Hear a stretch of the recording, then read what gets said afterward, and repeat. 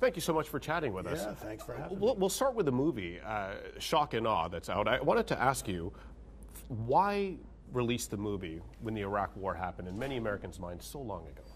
Well, I've been trying for 15 years to figure out a way to tell this story because I was of draft age during the Vietnam War, and I never thought in my lifetime that we would be invading a foreign country based on lies. Yeah. And I saw that happening even in the run-up to the war in Iraq.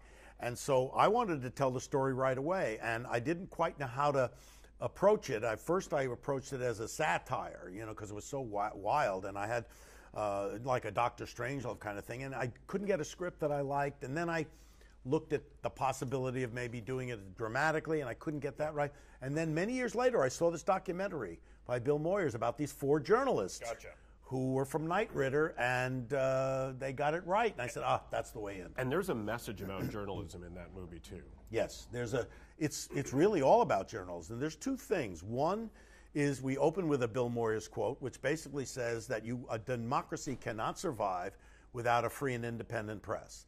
And the other one is said by the character I play in the film, where he says to his journalists, he says, if the government says something, you have only one question to ask: is it true? And so, if you look at the sort of genre right now, it seems journalism movies are kind of hot. You have you have Spotlight, you have the New York Times thing on HBO, The Fourth Estate. I mean, is this an important message about the state of journalism right now? I think it is, because right now journalism is under attack. We see the President of the United States calling it the enemy of the people, fake news, and this is a story about 4 guys who are trying to get the truth out, and how difficult it is to get the truth out when there are incredible headwinds. And that's what journalists are facing right now. And that brings us to this next point. We're seeing the President of the United States attacking Canada's Prime Minister. I wanted to get your take on how you read into that. Well, it's awful. It's awful. I mean, Canada is, we share a long, long border with Canada. There's no fences, no walls, there's no military. We have the best relationship with Canada, and then all the other members of the G7. These are our allies. These are Americans' allies. They've been our allies forever.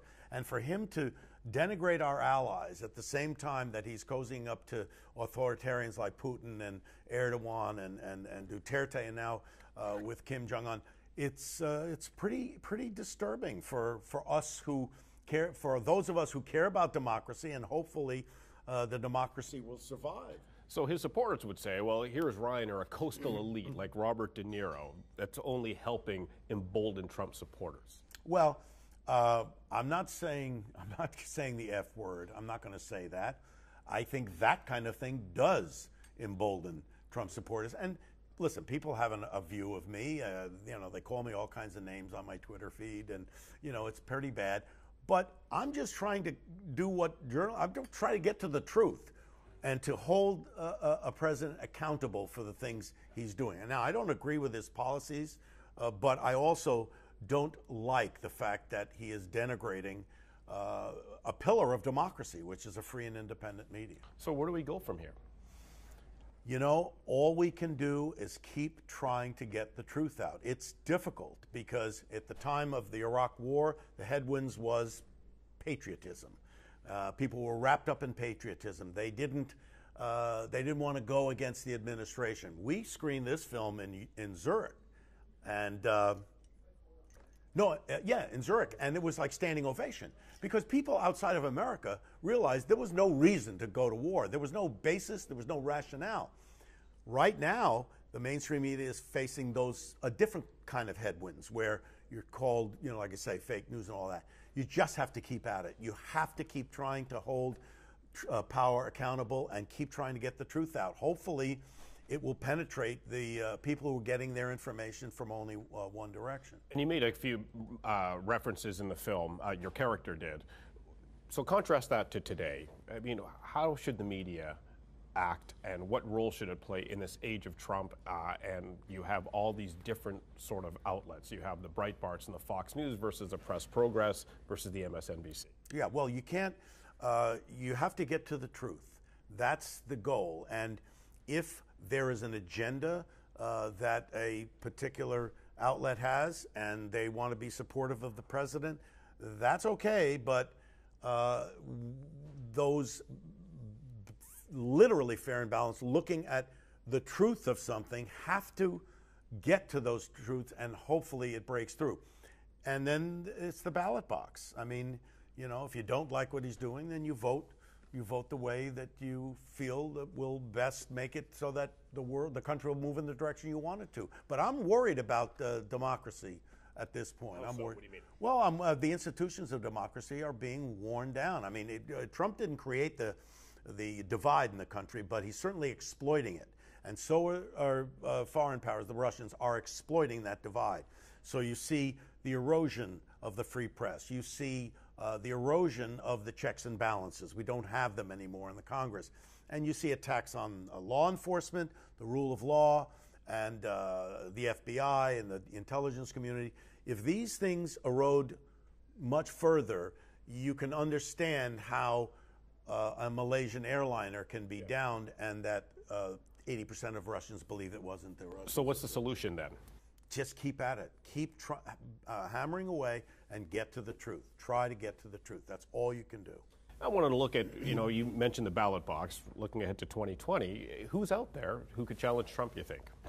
I think there are a lot of people. I'm hoping that, by the time we get to 2020, that people will start to see Trump for who he really is. I mean, he's a great salesman in terms of how he sells himself. He's a great self-promoter. He's probably better at that than anybody that's ever lived. But I don't think he has a large sphere of concern for the rest of the world. And so hopefully that we will see not just whether or not we disagree or agree with his policies, but who he is as a person and how every decision he makes is funneled through his own self-interest. And if we can understand that and get that idea out to the public, I think maybe people will think differently.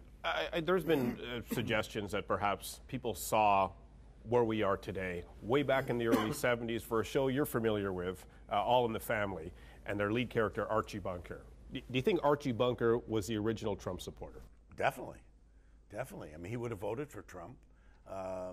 He might not have liked some of the things he has said because, I mean, as un-PC as he was, he didn't grab them by the you-know-what and those kind of things. But he would have definitely voted for Trump, no question. And then we saw Roseanne, the reboot from the 80s into today. Wanted to get your sense. Does that sort of aspect of middle America, first of all, I wanted to get your reaction to what happened to Roseanne, and if that show could still exist today. Well, I think a red state, blue state show can exist. You have both points of view.